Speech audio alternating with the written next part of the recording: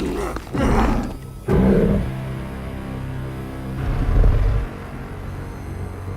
what you were made for.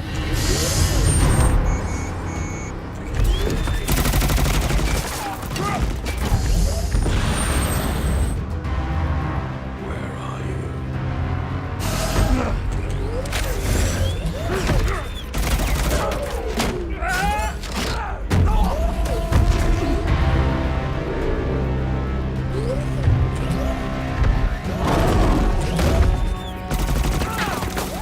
I got this!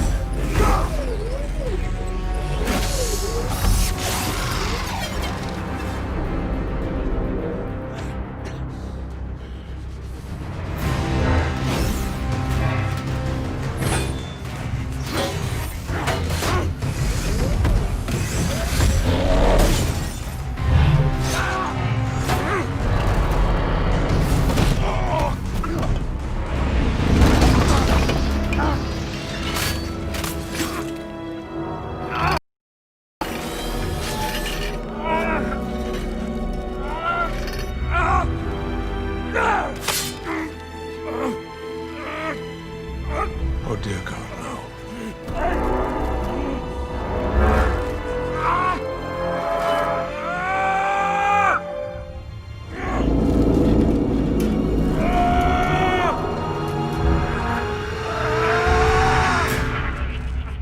So much for being a survivor.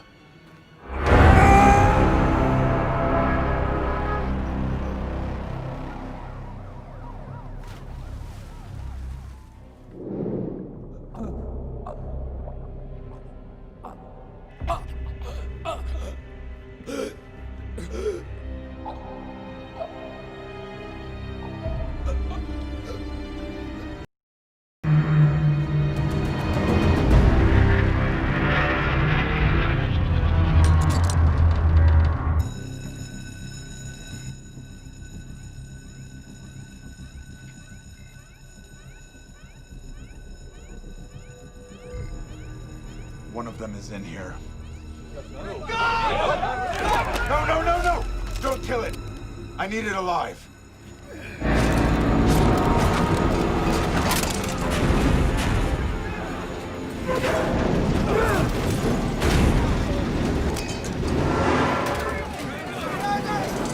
What the hell is happening?